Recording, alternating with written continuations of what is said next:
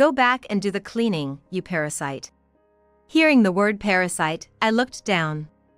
Being a stepmother, I never expected to be cherished.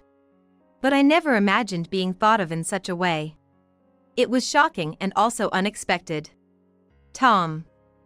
You must think your life is secure as long as your father's company exists. That's why you're still not settling into a steady job, just drifting around. I understand this. But you don't understand anything. Maybe it's time I opened your eyes. I lifted my face. And then, I showed a smile. Let's embark on a journey to discover the truth. My name is Kelly West. I'm a 53-year-old housewife. In my younger days, I went to a vocational high school and even got a bookkeeping certification. I used that to land a job where I met my current husband, Mike. Mike was the owner of a small business in a working-class neighborhood. We hit it off when I joined his company as an accountant, leading to our relationship. That was 5 years ago. We got married 3 years ago, but I had been meeting Mike's family frequently even before that. Mike was divorced, with one son. Every time I saw his son, I felt uneasy. His only son, Tom, was 15 at the time. Even accounting for his difficult age, he was clearly rejecting me. This continued even after Mike and I got married and became a family. Kelly, don't you have any children? Tom asked in a formal tone. I answered honestly. I don't. Marrying Mike was my first marriage. It may be surprising for some people I was single until this age. Huh. Tom seemed disinterested, even though he had asked the question. I had my share of arrogance when I was younger. The confidence that I could live on my own. I dated a few people out of curiosity, but I never ended up marrying anyone. I was proud of my skills and, in terms of income, I was making more than most men. I was respected for my ability at work, and just mentioning the company I worked for made everyone envious. I thought that life would continue forever. But the downfall came suddenly. In my late 30s, I fell seriously ill and had to quit the job I was at. What a waste. It seemed like Tom genuinely felt that way. After graduating high school, he hasn't settled into a full-time job and has been earning through part-time work. He really wanted to be a full-time employee and had been to several interviews, but none of them turned out well. Eventually, he stopped going to interviews and now he just earns enough from sporadic part-time jobs to hang out lavishly with friends and spend freely. So, you don't have any savings, huh? Do you need money? I asked boldly. If it was for job hunting expenses, I thought I might help. Even though I'm a housewife now, I have some money saved from when I was working. More than anything, I was happy that Tom was relying on me. The hospital and surgery expenses took a lot, but I still have some left. Really? Tom's expression brightened. He seemed to be really struggling with money. No wonder, given the small income and his large expenditures. I can buy you a suit if you need one. That would be great. Tom's face flushed with excitement. I asked, how much do you need? Tom answered right away. $20,000. You're joking, right? I couldn't help but give a wry smile. What kind of designer suit are you planning to buy? Choose something more within your means. Don't act like my mom. Tom suddenly became sullen. I said in disbelief. I'm your mother, so of course, I worry about your future and am willing to provide financially. Or would you rather get $20,000 from a complete stranger? You're my stepmother. Yes, but still. As a stepmother, you should worry about me. He put emphasis on the word step. Tom was clearly only fond of his biological mother. It seemed his mother was abandoned by Mike due to her gambling addiction, though. Fine then. Tom turned away and left. What a troublesome kid, I murmured. But he is still young. I understand from my own experiences that youth can be reckless. That's why I hadn't said anything about his slightly wild lifestyle. But then. Welcome back, I said as Mike came home looking pale, right after Tom had left. His voice lacked its usual vitality. I wondered if he was feeling unwell. Then, suddenly, Mike exclaimed, "The company's money is gone!" "What, really?" I was stunned and looked at Mike's face. His face was ashen. And he was breathing heavily. No wonder. The money he had worked so hard to earn had vanished in an instant. "No way! Do you have any idea?" Mike was looking into my face. I nodded. "Tom came to me asking for $20,000. "What?" Mike's face turned to anger in an instant. Of course, I refused. And then this mess happened right after, didn't it? Now that you mention it, he also came begging me for money. He said $16,000 at that time, but it seems he hasn't learned his lesson. $16,000. I was speechless. What was he planning to do with such a large amount of money? Mike and I went looking for Tom. We found him quickly. He was behind the hedge in the garden, clutching something. "Tom, what are you doing?" "Nothing." Tom stood up quickly and said. He shoved what he was holding into his bag. I pointed at the bag and said, "Show me what's inside." "That's an invasion of privacy." "Just show us." Tom was reluctant, but he gave in under Mike's stern look. "Everyone's been telling me to pay back the money I borrowed." "So, you took the company's money?" "I was gonna pay it back soon." Tom looked more annoyed at being scolded than remorseful. It turns out, Tom had been borrowing money from friends for fun. And the amount had piled up to $20,000. Even if you're borrowing money, there should be a limit. Each person was just around $2,000 to $4,000. That's no excuse. I dismissed Tom's words outright. "Do you have any idea how many months it would take you to earn $20,000? "I don't know." "Don't pretend you don't understand." I had my hands on my hips. "Living at home without contributing to living expenses, and then borrowing money from friends to go out. What are you thinking?"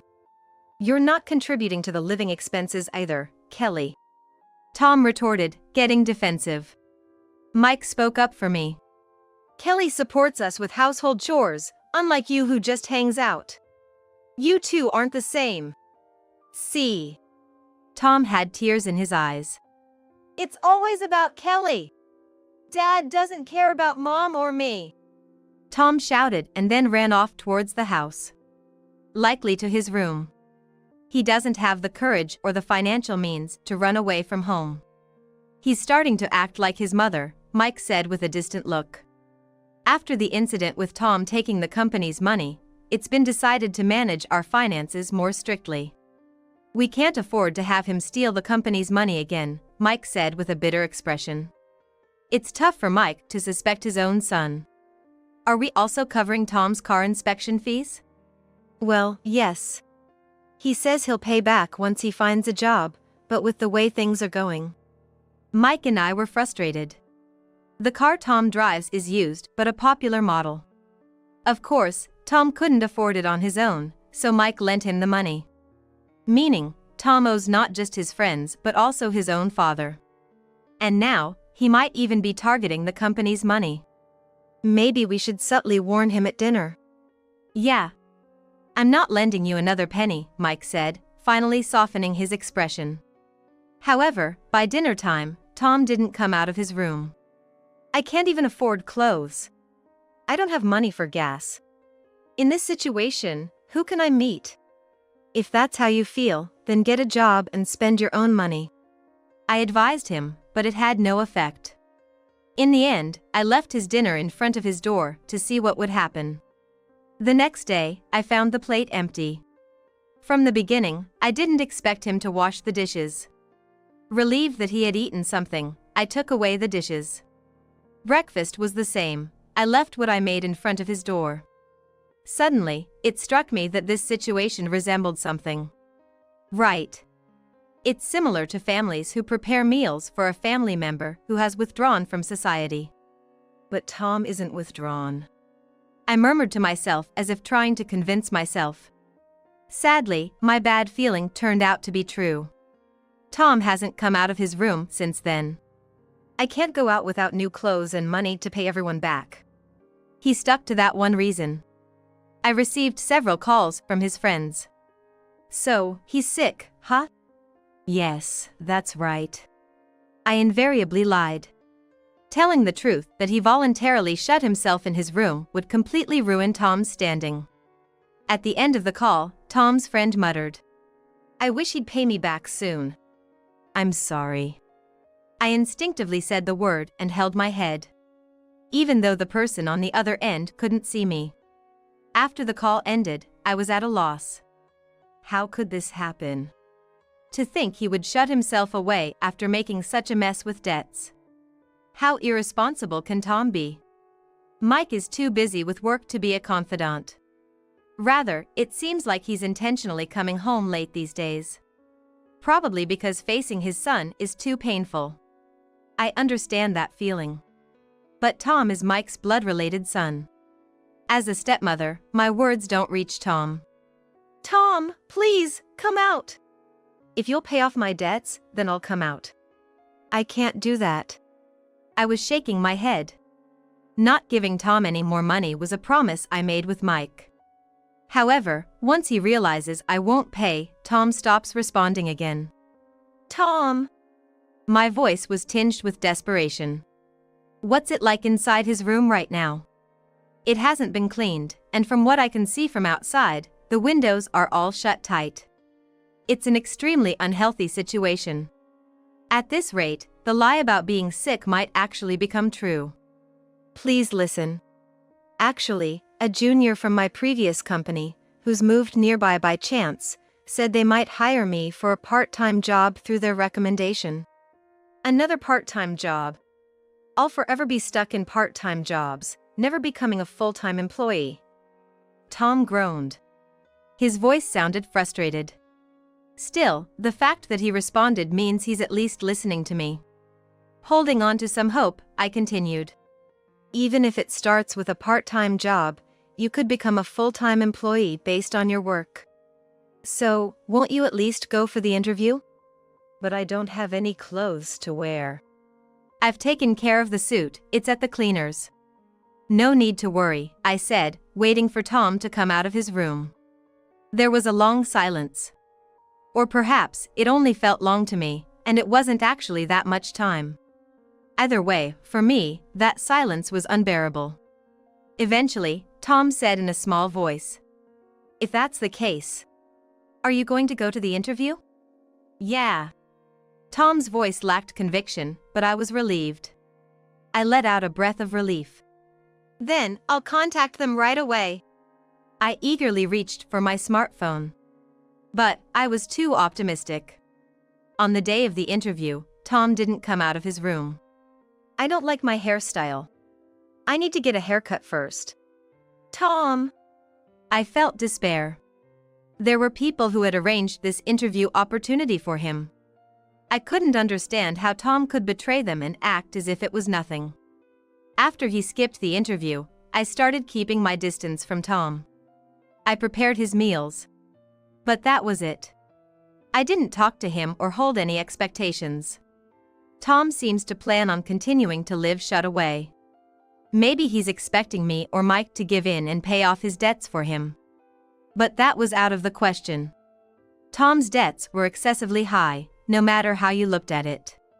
The demands from his friends became more blatant. "Let Tom out! How long does he plan to keep borrowing money?" "I'm sorry, he's sick?" "That's a lie, right?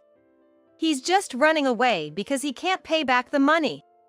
Finally, one of them became so angry that he came to our house. Surprisingly, Tom came out at that time. He had gotten his hair cut at some point. His hairstyle was neat, no different from before he shut himself away.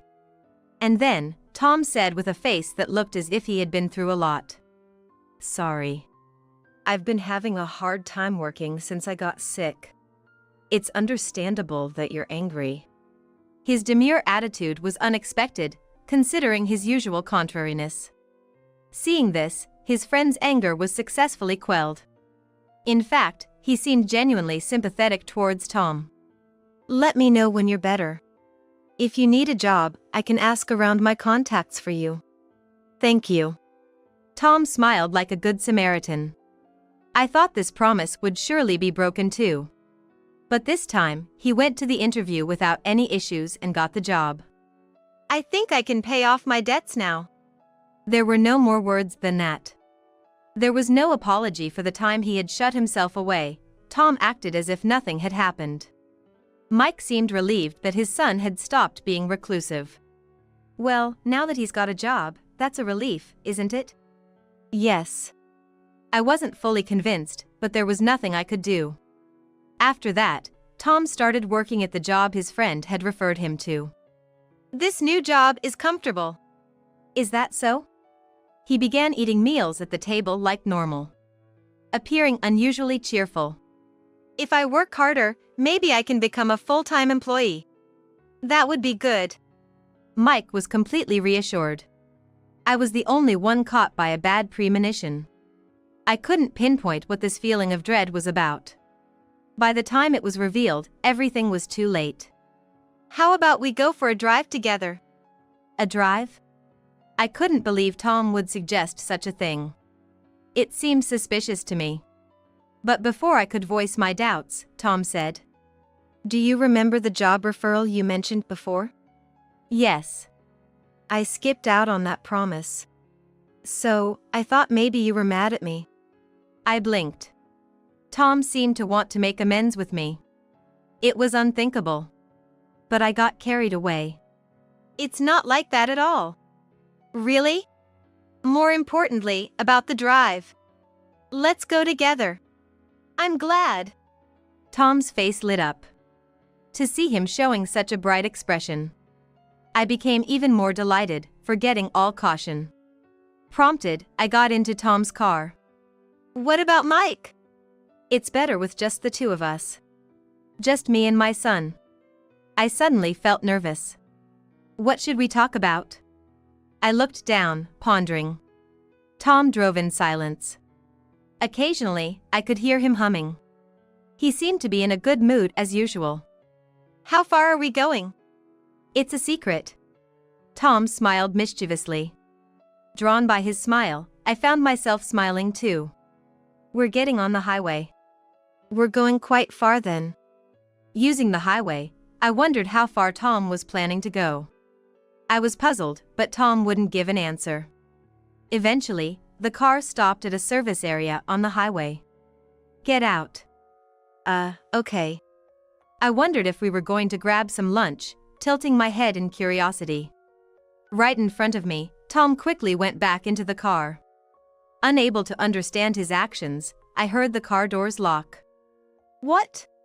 Parasites should go back and clean. Sticking only his face out the window, Tom said that. His eyes were no longer smiling.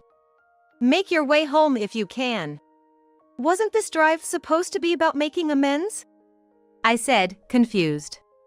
Deep down, I still harbored the thought that this might be some kind of joke. But Tom, with a cold voice, said, Idiot. Who would reconcile with someone like you? I've already found a job, and Dad can still work for a while. But what about you? What do you mean? I could feel my lips twitching. Bowing my head in shock. Even though you joined us as an accountant, you've been living a parasite life as a housewife since getting married. We don't need someone useless like that in our house. Parasite? I've been delivering meals to you every day while you were shut away. I screamed desperately. People gradually started gathering in the parking lot. They're just onlookers, no need to pay them any mind. I told myself, even as tears began to well up. Tom. I never expected you to cherish me. But to think you felt this way. It's shocking. Incredibly so. I wiped my tears with the back of my hand. Meanwhile, Tom started the car with great enthusiasm. A sharp voice flew towards him. Calling your own parent a parasite, what kind of person does that? It came from someone I had thought was just an onlooker, from within the crowd. Tom stopped the car. Again, he stuck his face out the window. Mind your own business, outsiders. No way. We can't stand by and watch this. Voices of agreement rose. There were voices advocating for the challenges of being a housewife. Voices condemning Tom for not valuing his family. Everyone seemed to be on my side. I felt like crying for a different reason now. Tom shouted back in fury. A bunch of people who don't know the situation, making noise. As soon as he pulled his face back in, Tom drove off. Tom's car disappeared in no time. I sighed. Tom, you really don't understand anything. What a terrible person. The man who had spoken up first approached me. He's my husband's son, I said with a wry smile. Even without blood relations, we could have been a family. Yet, Tom left me behind. Where's your house? I'll take you. No, I'm all right. Don't be shy, it's okay. He insisted with a friendly smile. And I found myself nodding. Okay, let's go. Yes. I got into the back seat and the car started moving.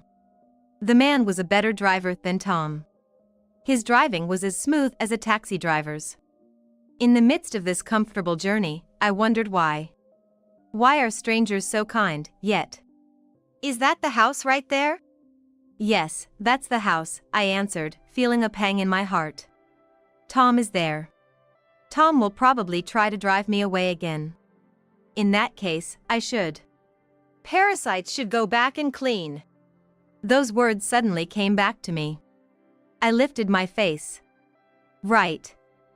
It's about time I taught Tom, who understands nothing, the truth. Okay. I'll make sure it's clean, I muttered as I got out of the man's car. When I got home, Mike was waiting. Unaware of the situation, Mike asked, "Where have you been?" "Just out shopping," I said. My tone was almost sing-song. "You didn't buy anything." "I'm about to buy something." I sat down at the desk and opened the computer. I showed Mike the search results. "Let's buy a new house." "What?" Mike looked stunned. But I was dead serious. This house only holds bad memories. So, we're going to start anew. We don't have that kind of money. We can sell this house and use the money as a down payment. Even so. Mike mumbled, yet he was rubbing his own waist. Mike is also middle-aged. I know he started to suffer from back pain in the last 2 or 3 years. Isn't going up and down the stairs getting hard for you? Well, can't be helped, Mike said resignedly. I smiled. This house is a single story. It seems to have fewer steps. That would be a relief, but... Considering his back, it must be an appealing proposition for Mike. What about Tom? He can probably live on his own by now, I said. I had no intention of taking Tom to the new house. I heard he's got a girlfriend at work. Really? Mike seemed surprised, but it was true. I heard it from one of Tom's friends. That friend wished Tom would pay back his debts before getting a girlfriend, though. It's not cool for a young man with a girlfriend to still live at home. That's true. Mike nodded in agreement. That settled it. The next day, we went to see the house. As expected, it was easy to live in, and Mike seemed deeply moved. Living here, just the two of us. Think about it, we've never had time just for the two of us, have we? Now we can spend time together, just us. That sounds good. Mike smiled happily. Even after deciding to sell the house, we hadn't told Tom anything. You haven't been saying unnecessary things to Dad, have you? What do you mean? Tom was concerned about the incident where he left me behind. Not out of guilt. He was afraid of being ratted out to his father. Once he knew I hadn't said anything, Tom started ignoring me again, just like before. Let him do as he likes. I no longer cared. Tom would be the one panicking later. Tom. Startled by Mike's call, Tom turned around. What, Dad? You have a girlfriend, right? What's she like? Huh? Tom was surprised by Mike's question. How do you know about that? It doesn't matter. More importantly, what's going on with you two? Thinking about marriage? Mike's questions were straight to the point. Tom frowned. We're both young, we don't know about that yet. Then it's perfect. Why don't you move out and try living with her? Wait a minute. Tom clearly became displeased. Being asked about his relationship status was annoying enough, let alone being told to move out. Dad, cut it out. Oh, it's a good opportunity. Why not check if she'll become a parasite? I said while chopping vegetables in the kitchen, in a tone as if it was just casual conversation. Parasite? The word caught Mike's attention. Who said that? Well, it was Tom, wasn't it? I said nonchalantly. Tom screamed. Wait! That story is… Actually, I haven't told Mike yet. At my words, Mike's voice dropped. What are you talking about? This was perfect. Ignoring Tom's pleading, I began to speak. The other day, we went out for a drive together. Kelly and Tom? Mike looked surprised. Tom's expression was frozen. I had refrained from mentioning Tom's misdeeds until now. Revealing everything was most effective at this moment. That moment was now. At a service area, Tom left me behind. He said, parasites should go back and clean. If you can make it back home, he added. Tom! What the hell? Mike was furious. Not just his face, but his ears turned red as he glared at Tom. You don't understand anything. Dad! But… Silence. Listen, Kelly has been supporting us. Without her, the company would have collapsed long ago. For a moment, a look of fear crossed Mike's face. Tom looked at Mike incredulously. What do you mean, Dad? Our company has debts. Kelly has been managing and applying for various procedures to keep the company afloat. Don't lie! Debts, that's… Tom was desperate. He couldn't bear the thought of me being useful to the family. Then stop the move and use that money to revive the company. The company will end with me anyway. Might as well sell it off and end it. With me here! Tom's eyes widened. Dad, I'll take over the company. I'll repay the debts. Let's keep living in this house like before. That's not possible. Mike shook his head. With a genuinely regretful expression. Kelly is not just my wife, she's the company's benefactor. I can't keep you in the house after you've insulted her. Dad! Despair filled Tom's eyes. Mike looked out the window and sighed. His gaze was distant, already thinking about life in the new home. Fortunately, the debt will be paid off soon. Then the company is finished. How are we going to make a living? I'll have to work hard at a home-based job. I said matter-of-factly. In times like these, having qualifications is an advantage. Plus, I have experience and a track record from my active career. When I tentatively checked out home-based job sites, it was like everyone wanted me. I can drive, so I'm thinking of finding a job that utilizes that. I'm getting old, and I'm sick of physical labor. Don't be so pessimistic. Tom was at a loss. To him, Mike said coldly. That's why there's no place for you in this house anymore. I was thinking of letting you stay until we found a place to move, but that's not going to work. Get out of here, now. That's harsh. Tom let out a pathetic voice. I didn't know, Dad. I didn't realize Kelly was playing such an important role. Then, will you apologize to Kelly now? That's… Tom glanced at me. His face was looking like he might cry at any moment. Yet, he shook his head. Impossible. I thought so. Mike said with a knowing look. But you, thinking a housewife is a parasite, that's a terrible way to think. Housework isn't as easy as you think. Dad, you're always on Kelly's side. Tom sulked. Mike frowned. It's not about whose side I'm on. I'm worried about your way of thinking, and there's no exaggeration about housework. I'm just stating the facts. But I'm happy, I said, looking at Mike. I can't believe Mike understood housewives that much. My first wife couldn't do anything around the house. That's why Kelly's seriousness surprised me. I'm grateful, Mike said, laughing. I was also smiling. Only Tom stood frozen, tears in his eyes. What should I do from now on?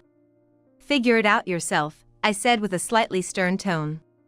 Even though it's just a formality, I'm his mother after all. I raised my voice to help him grow. For now, you should stay at her place. But be careful. One wrong step, and you'll become a real parasite. Ugh. Tom groaned. Watching him, I thought. I don't want Tom to use words like parasite anymore. That's a hurtful word. Fine. Then I'll leave now. Tom yelled and stormed out of the room. Mike and I exchanged looks. Rather than anger towards Tom, there was more of an anxious expression. As planned, we sold the house and moved to a new one. Considering our means, wouldn't an apartment be better? Mike said with a gloomy expression. In terms of future income, I'll be making more money. Mike must be concerned about that. It'll be okay, I reassured Mike. An apartment would have stairs and steps, not suitable for retirement. Plus, this property is far from the station and inconvenient, so it was cheaper. True, it's nothing but fields. Looking around, Mike said. You're already thinking about retirement, huh? Yes, I nodded. Mike said with genuine admiration. You're really smart. It's a habit from my working days. If I didn't think about the next steps, I couldn't get tasks done. I chuckled. In addition to habits from those days, I must be impatient. When I thought about it self-deprecatingly, my smartphone rang inside my bag. Who is it? It's from Tom, I said with a sigh. Since then, Tom has been on a downward spiral. First, losing his job because his father closed the business, which ruined his credibility at work. The workplace seemed to have hired him for some sort of nepotism. I got fired. And? Even after being disowned, Tom kept clinging to me and Mike. Now, with a tearful voice, he continued to lament his misfortunes. My girlfriend dumped me. I've got nowhere to live now. No one will lend me money, and I have less than $200. And? Please help me, Mom. I couldn't believe my ears. To think I would ever hear the word mom from Tom. But it was too late. You need to try and find another job, Tom. Help me. Please help me. Tom screamed.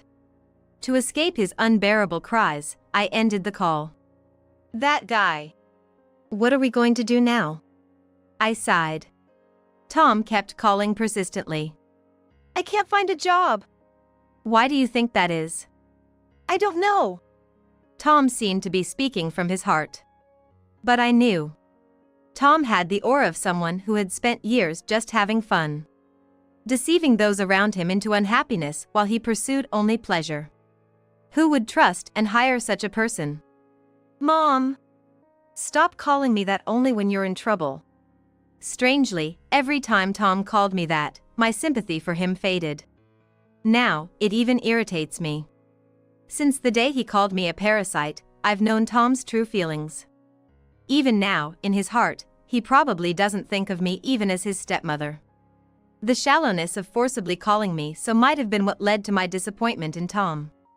Please help me. Then, apologize. After a silence, Tom ended the call. It seems he just can't bring himself to apologize.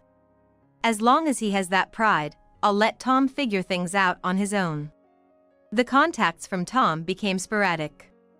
It seems like he'd run out of money to keep the smartphone going. I can't contact you anymore. After this message, there were no more calls from Tom. Mike and I started a vegetable garden in our spacious yard. Eek, bugs! Our veggies must taste great, attracting all these bugs, Mike said with a laugh. He seemed to have discovered the charm of gardening. Besides the vegetable garden, He enjoyed planting seasonal flowers. I picked those flowers and arranged them in a vase. They're beautiful. It's because you raised them with love. I felt proud. The fresh flowers bloomed in a simple white vase. It's not just the flowers, though. Oh. Wondering what else there could be, I tilted my head towards Mike, who blushed and said, "The profile of you, diligently arranging the flowers." "Just a middle-aged woman," I said hastily. Being complimented on my looks was something I had never experienced in my life. Especially now, at my age. "Kelly, thank you for marrying me. I'm sorry about my son." "No." I slowly shook my head. Mike isn't to blame. Tom has his way of living, and the results of that are what he is now. "I'm happy to have married you too," I replied, my face breaking into a smile. The wind flowing through the window gently swayed the flowers in the vase.